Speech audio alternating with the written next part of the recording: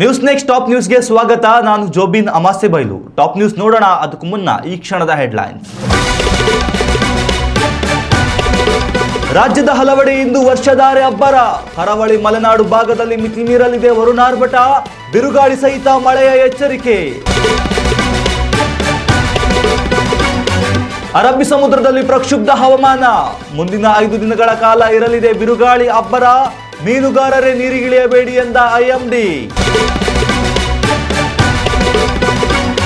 ಉತ್ತರ ಕನ್ನಡದಲ್ಲಿ ಜಲಸಾಹಸ ಕ್ರೀಡೆಗಳಿಗೆ ನಿರ್ಬಂಧ. ಒಂದೇ ದಿನದಲ್ಲಿ ಆದೇಶ ತೆರವುಗೊಳಿಸಿದ ಜಿಲ್ಲಾಡಳಿತ. ಪ್ರವಾಸಿಗರು ಫುಲ್ ಖುಷ್. ತಮಿಳುನಾಡು ರಾಜಕಾರಣದಲ್ಲಿ ಮರುಕಳಿಸಿದ ಇತಿಹಾಸ. 59 ವರ್ಷಗಳ ಬಳಿಕ ಕಾಂಗ್ರೆಸ್ಗೆ ಸಚಿವ ಸ್ಥಾನ. ಟಿವಿಕೆ ಸರ್ಕಾರಕ್ಕೆ ಧನ್ಯವಾದ ಸಲ್ಲಿಸಿದ ಕೆಸಿ ವೇಣುಗೋಪಾಲ್. ಇಂದು ಮಲಯಾಳಂನ ದೃಶ್ಯಂ 3 ಸಿನಿಮಾ ರಿಲೀಸ್. ಈ ಬಾರಿ ರವಿಚಂದ್ರನ್ ಗಿಲ್ಲ ರೀಮೇಕ್ ಚಾನ್ಸ್. ಜಾರ್ಜ್ ಕುಟ್ಟಿ ಮೆಗಾ ಪ್ಲಾನ್ ಕನ್ನಡದಲ್ಲಿಯೂ ಡಬ್. ಮುಂಗಾರು ಪೂರ್ವ ಮಾರುತಗಳ ತೀವ್ರತೆ ಹೆಚ್ಚಾಗಿರುವ ಹಿನ್ನೆಲೆಯಲ್ಲಿ ರಾಜ್ಯದಲ್ಲಿ ಇಂದು ಕರಾವಳಿ ಮಲೆನಾಡು ಸೇರಿದಂತೆ ವಿವಿಧ ಭಾಗಗಳಲ್ಲಿ ಭಾರೀ ಪ್ರಮಾಣದಲ್ಲಿ ಮಳೆಯಾಗಲಿದೆ ಎಂದು ಭಾರತೀಯ ಹವಾಮಾನ ಇಲಾಖೆ ಮುನ್ಸೂಚನೆ ನೀಡಿದೆ. ಈ ಸಂದರ್ಭದಲ್ಲಿ ಬಿರುಗಾಳಿ ಕೂಡ ಇರಲಿದ್ದು ರಾಜ್ಯ ರಾಜಧಾನಿ ಬೆಂಗಳೂರು ಸೇರಿದಂತೆ ದಕ್ಷಿಣ ಕನ್ನಡ, ಉಡುಪಿ, ಉತ್ತರ ಕನ್ನಡ ಸೇರಿದಂತೆ ಕರಾವಳಿ ಜಿಲ್ಲೆಗಳು ಹಾಗೂ ಶಿವಮೊಗ್ಗ, ಚಿಕ್ಕಮಗಳೂರು, ಹಾಸನ, ಕೊಡಗು ಮತ್ತು ಮೈಸೂರು ಜಿಲ್ಲೆಗಳಲ್ಲಿ ಇಂದು ಭಾರೀ ಮಳೆಯಾಗಲಿದೆ ಎಂದು ಹವಾಮಾನ ಇಲಾಖೆ ತಿಳಿಸಿದೆ. ಈ ಹಿನ್ನೆಲೆಯಲ್ಲಿ ಈ ಎಲ್ಲ ಪ್ರದೇಶಗಳಿಗೆ ಮುಂಜಾಗ್ರತಾ ಕ್ರಮವಾಗಿ ಯೆಲ್ಲೋ ಅಲರ್ಟ್ ಘೋಷಿಸಲಾಗಿದೆ. ಗಂಟೆಗೆ 50 ಕಿಲೋಮೀಟರ್ ವೇಗದಲ್ಲಿ ಬಿರುಗಾಳಿ ಕೂಡ ಬೀಸುವ ಸಾಧ್ಯತೆ ಇದ್ದು ಸಾರ್ವಜನಿಕರಿಗೆ ಎಚ್ಚರಿಕೆಯಿಂದ ಇರುವಂತೆ ಐಎಂಡಿ ಮನವಿ ಮಾಡಿದೆ. ರಾಜಧಾನಿ ಬೆಂಗಳೂರಿನಲ್ಲಿ ಇಂದು ಬೆಳಿಗ್ಗೆಯಿಂದಲೇ ಮೋಡ ಕವಿದ ವಾತಾವರಣ ಇರಲಿದ್ದು ಸಂಜೆಯ ವೇಳೆಗೆ ವರ್ಷಧಾರೆ ಆರಂಭಗೊಳ್ಳಲಿದೆ.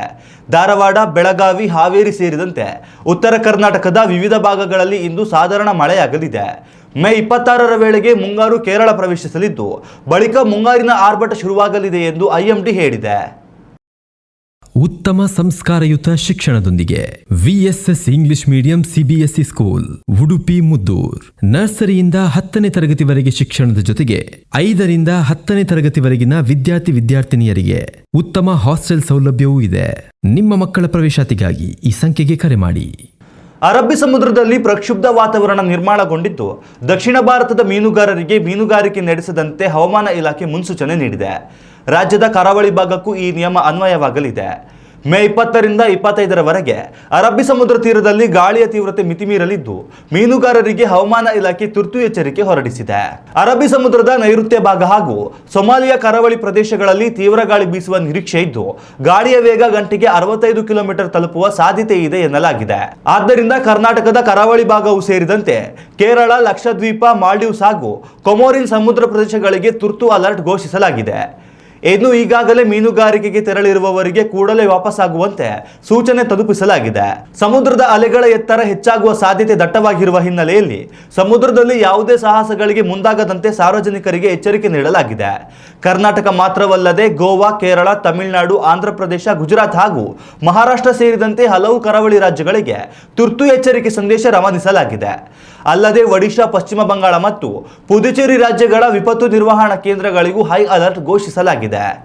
ಹವಾಮಾನ ವೈಪರೀತ್ಯ ಹಿನ್ನೆಲೆಯಲ್ಲಿ ಉತ್ತರ ಕನ್ನಡ ಜಿಲ್ಲೆಯ ಜಲಸಾಹಸ ಕ್ರೀಡೆಗಳಿಗೆ ಪ್ರವಾಸೋದ್ಯಮ ಇಲಾಖೆ ಹೊರಡಿಸಿದ ನಿರ್ಬಂಧವನ್ನ ಕೇವಲ ಒಂದೇ ದಿನದಲ್ಲಿ ಜಿಲ್ಲಾಡಳಿತ ತೆರವುಗೊಳಿಸಿದೆ. ಜಿಲ್ಲೆಯ ಜಲಸಾಹಸ ಕ್ರೀಡೆಗಳಿಗೆ ಮುಂಗಾರು ಪೂರ್ಣಗೊಳ್ಳುವವರೆಗೂ ಅನುಮತಿ ಇಲ್ಲ ಎಂದು ಪ್ರವಾಸೋದ್ಯಮ ಇಲಾಖೆ ಆದೇಶ ಹೊರಡಿಸಿತ್ತು. ಜಿಲ್ಲಾಧಿಕಾರಿಗಳ ಗಮನಕ್ಕೆ ಈ ವಿಚಾರವನ್ನು ತಾರದೆ ಪ್ರವಾಸೋದ್ಯಮ ಇಲಾಖೆ ಈ ಆದೇಶವನ್ನು ಹೊರಡಿಸಿತ್ತು. ಹೀಗಾಗಿ ಈ ಆದೇಶವನ್ನು ತೆರವುಗೊಳಿಸಿರುವ ಉತ್ತರ ಕನ್ನಡ ಜಿಲ್ಲಾಧಿಕಾರಿ ಲಕ್ಷ್ಮೀಪ್ರಿಯಾ ಗೋಕರ್ಣ, ಮುರುಡೇಶ್ವರ, ಕಾರವಾರ, ಹೊನ್ನಾವರ, ದಾಂಡೇಲಿ ಜಲಸಾಹಸ ಕ್ರೀಡೆಗಳನ್ನು ಮುಂದುವರಿಸಲು ಅನುಮತಿಯನ್ನ ನೀಡಿದ್ದಾರೆ. ಹೀಗಾಗಿ ಪ್ರವಾಸಿಗರು ಫುಲ್ ಖುಷಿ ಆಗಿದ್ದಾರೆ. ವಿದ್ಯಾರ್ಥಿಗಳ ಬೇಸಿಗೆ ರಜೆ ಇನ್ನು ಮುಗಿಯಾದ ಕಾರಣ ಈ ಭಾಗಕ್ಕೆ ಪ್ರವಾಸಕ್ಕೆ ಆಗಮಿಸುವವರ ಸಂಖ್ಯೆ ಹೆಚ್ಚಿತ್ತು. ಪ್ರವಾಸೋದ್ಯಮ ಇಲಾಖೆ ನಿರ್ಬಂಧದಿಂದ ಇಲ್ಲಿನ ವ್ಯಾಪಾರಸ್ಥರು ಕಂಗಾಲಾಗಿದ್ದರು. ಆದರೆ ಇದೀಗ ಜಿಲ್ಲಾಡಳಿತ ನಿರ್ಬಂಧ ತೆರವುಗೊಳಿಸಿರುವುದು ಸ್ಥಳೀಯ ವ್ಯಾಪಾರಸ್ಥರು ಹಾಗೂ ಪ್ರವಾಸಿಗರಿಗೆ ಸಂತಸ ತಂದಿದೆ. ಉತ್ತಮ ಸಂಸ್ಕಾರಯುತ ಶಿಕ್ಷಣದೊಂದಿಗೆ VSS English medium CBSE school Udupi Muddur. ನರ್ಸರಿಯಿಂದ 10ನೇ ತರಗತಿವರೆಗೆ ಶಿಕ್ಷಣದ ಜೊತೆಗೆ 5ರಿಂದ 10ನೇ ತರಗತಿವರೆಗಿನ ವಿದ್ಯಾರ್ಥಿನಿಯರಿಗೆ ಉತ್ತಮ ಹಾಸ್ಟೆಲ್ ಸೌಲಭ್ಯವೂ ಇದೆ. ನಿಮ್ಮ ಮಕ್ಕಳ ಪ್ರವೇಶಾತಿಗಾಗಿ ಈ ಸಂಖ್ಯೆಗೆ ಕರೆ ಮಾಡಿ. ತಮಿಳುನಾಡು ರಾಜಕಾರಣವು ಈ ಬಾರಿಯ ವಿಧಾನಸಭಾ ಚುನಾವಣೆ ಫಲಿತಾಂಶ ಹೊರಬಿದ್ದ ಬಳಿಕ ದಿನಕ್ಕೊಂದು ಇತಿಹಾಸವನ್ನು ಸೃಷ್ಟಿಸುತ್ತಿದೆ. ವಿಜಯ್ ನೇತೃತ್ವದ ಟಿವಿಕೆ ಸರ್ಕಾರವು ದ್ರಾವಿಡ ನಾಡಿನಲ್ಲಿ ಬೇರೂರಿದ್ದು, ಈ ನಡುವೆ ಕಾಂಗ್ರೆಸ್ ಪಕ್ಷ ಕೂಡ ಹೊಸದೊಂದು ಇತಿಹಾಸ ಬರೆಯಲು ಸಜ್ಜಾಗಿದೆ. ಒಂದಲ್ಲ ಎರಡಲ್ಲ ಬರೋಬ್ಬರಿ 59 ವರ್ಷಗಳ ಬಳಿಕ ಕಾಂಗ್ರೆಸ್ನ ಇಬ್ಬರು ಶಾಸಕರು ಸಚಿವರಾಗಿ ಪ್ರಮಾಣ ವಚನ ಸ್ವೀಕರಿಸುತ್ತಿದ್ದಾರೆ. ಹೌದು, ಡಿಎಂಕೆ ಪಕ್ಷದೊಂದಿಗೆ ಸುದೀರ್ಘ ವರ್ಷಗಳ ಮೈತ್ರಿ ಮಾಡಿಕೊಂಡಿದ್ದ ಕಾಂಗ್ರೆಸ್ ಸಂಪುಟದಲ್ಲಿ ಸ್ಥಾನ ಪಡೆದಿರಲಿಲ್ಲ. ಕಳೆದ 59 ವರ್ಷಗಳಿಂದ ದ್ರಾವಿಡ ನಾಡಿನಲ್ಲಿ ಯಾವೊಬ್ಬ ಕಾಂಗ್ರೆಸ್ ನಾಯಕರಿಗೂ ಸಚಿವನಾಗುವ ಅವಕಾಶ ಕೂಡಿ ಬಂದಿರಲಿಲ್ಲ. ಆದರೆ ಈ ಬಾರಿ ಟಿವಿಕೆ ಪಕ್ಷದೊಂದಿಗೆ ಮೈತ್ರಿ ಮಾಡಿಕೊಂಡಿರುವ ಕಾಂಗ್ರೆಸ್ ತನ್ನ ಇಬ್ಬರು ಶಾಸಕರಿಗೆ ಸಂಪುಟದಲ್ಲಿ ಸ್ಥಾನ ಕೊಡಿಸುವಲ್ಲಿ ಯಶಸ್ವಿಯಾಗಿದೆ. ಈ ಸಂಬಂಧ ಎಕ್ಸ್ನಲ್ಲಿ ಮಾಹಿತಿ ಹಂಚಿಕೊಂಡಿರುವ ಕಾಂಗ್ರೆಸ್ನ ಪ್ರಧಾನ ಕಾರ್ಯದರ್ಶಿ ಕೆಸಿ ವೇಣುಗೋಪಾಲ್ ಶಾಸಕರುಗಳಾದ ರಾಜೇಶ್ ಕುಮಾರ್ ಮತ್ತು ಪಿ ವಿಶ್ವನಾಥ್ ಅವರಿಗೆ ಅಭಿನಂದನೆ ಸಲ್ಲಿಸಿದ್ದಾರೆ. ತಮಿಳುನಾಡಿನಲ್ಲಿ ಅತ್ಯಧಿಕ ಸ್ಥಾನಗಳನ್ನು ಗೆಲ್ಲುವ ಮೂಲಕ ಜಯಬೇರಿ ಬಾರಿಸಿದ್ದ ವಿಜಯ್ ನೇತೃತ್ವದ ಟಿವಿಕೆ ಪಕ್ಷವು ಸರ್ಕಾರ ರಚನೆಗೆ ಮ್ಯಾಜಿಕ್ ನಂಬರ್ ಕೊರತೆ ಎದುರಿಸುತ್ತಿತ್ತು. ಈ ಸಂದರ್ಭದಲ್ಲಿ ಡಿಎಂಕೆಯೊಂದಿಗಿನ ಮೈತ್ರಿ ತೊರೆದ ಕಾಂಗ್ರೆಸ್ ಪಕ್ಷವು ತನ್ನ 5 ಶಾಸಕರ ಬೆಂಬಲವನ್ನ ವಿಜಯ್ ಪಕ್ಷಕ್ಕೆ ನೀಡಿತು. ಇದಾದ ಬಳಿಕ ಇತರೆ ಶಾಸಕರ ಬೆಂಬಲದೊಂದಿಗೆ ಸಿಎಂ ಆಗಿ ಪ್ರಮಾಣ ವಚನ ಸ್ವೀಕರಿಸಿದ ವಿಜಯ್ ಇದೀಗ ಕೊಟ್ಟ ಮಾತಿನಂತೆಯೇ 2 ಸಚಿವ ಸ್ಥಾನಗಳನ್ನು ಕಾಂಗ್ರೆಸ್ ನಾಯಕರಿಗೆ ಬಿಟ್ಟುಕೊಟ್ಟಿದ್ದಾರೆ. ದೃಶ್ಯಂ ಸಿನಿಮಾ ಎಂದರೆ ಗೊತ್ತಿಲ್ಲ ಎನ್ನುವವರು ಯಾರೂ ಇಲ್ಲ. ಭಾರತೀಯ ಚಿತ್ರರಂಗದ ಯಶಸ್ವಿ ಥ್ರಿಲ್ಲರ್ ಸಿನಿಮಾ ಎನಿಸಿಕೊಂಡಿರುವ ಈ ಸಿನಿಮಾ ಭರ್ಜರಿ ಯಶಸ್ಸು ಕಂಡಿತ್ತು. ದೃಶ್ಯಂ ಹಾಗೂ ದೃಶ್ಯಂ 2 ಎರಡೂ ಸಿನಿಮಾಗಳು ಪ್ರೇಕ್ಷಕರನ್ನ ಸೀಟಿನ ತುದಿಯಲ್ಲಿ ಕುಳಿತು ಫಿಲಂ ವೀಕ್ಷಿಸುವಂತೆ ಮಾಡಿತ್ತು. ಇಂದು ಈ ಸಿನಿಮಾದ 3ನೇ ಭಾಗ ರಿಲೀಸ್ ಆಗುತ್ತಿದ್ದು, ಪ್ರೇಕ್ಷಕರು ಸಿನಿಮಾ ವೀಕ್ಷಣೆಗಾಗಿ ಕಾತುರರಾಗಿದ್ದಾರೆ. ಮಲಯಾಳಂ ಚಿತ್ರರಂಗದ ಅತ್ಯಂತ ಯಶಸ್ಸಿನ ಸಿನಿಮಾ ಇದಾಗಿದ್ದು, ಜೀತು ಜೋಸೆಫ್ ನಿರ್ದೇಶನದಲ್ಲಿ ದೃಶ್ಯಂ 3 ಸಿನಿಮಾ ಮೂಡಿ ಬಂದಿದೆ. ಎಂದಿನಂತೆಯೇ ಜಾರ್ಜ್ ಕುಟ್ಟಿ ಪಾತ್ರದಲ್ಲಿ ಮೋಹನ್ ಲಾಲ್ ಬಣ್ಣ ಹಚ್ಚಿದ್ದಾರೆ. ತನ್ನ ಮಗಳಿಗೆ ಹಿಂಸೆ ನೀಡುತ್ತಿದ್ದ ವ್ಯಕ್ತಿಯನ್ನ ಕೊಲೆ ಮಾಡಿ ಬಳಿಕ ತನ್ನ ಇಡೀ ಕುಟುಂಬವನ್ನ ಈ ಕೊಲೆ ಪ್ರಕರಣದಿಂದ ಪಾರು ಮಾಡಿಕೊಂಡು ಬರುವ ಜಾರ್ಜ್ ಕುಟ್ಟಿಯ ಪ್ಲಾನ್ಗಳು ನ್ಯಾಯಾಲಯವನ್ನ ದಂಗುಬಡಿಸುವಂತೆ ಮಾಡುತ್ತದೆ. ಪೊಲೀಸ್ ಇಲಾಖೆಗೆ ದೊಡ್ಡ ಸವಾಲಿನಂತೆ ಕಾಣುವ ಈ ಕೊಲೆ ಪ್ರಕರಣದ ಸಸ್ಪೆನ್ಸ್ ಥ್ರಿಲ್ಲರ್ ರೋಚಕ ಕತೆ ದೃಶ್ಯಂ ಸಿನಿಮಾಗೆ ಅಪಾರ ಅಭಿಮಾನಿ ಬಳಗವೇ ಇದೆ. ಇದೀಗ ದೃಶ್ಯಂ 3 ಸಿನಿಮಾ ಇಂದಿನಿಂದ ತೆರೆ ಮೇಲೆ ಕಾಣಲಿದ್ದು, ಜಾರ್ಜ್ ಕುಟ್ಟಿ ಈ ಬಾರಿಯಾದರೂ ಸಿಕ್ಕಿ ಬೀಳ್ತಾನ ಅನ್ನೋದು $1 ಮಿಲಿಯನ್ ಪ್ರಶ್ನೆಯಾಗಿದೆ.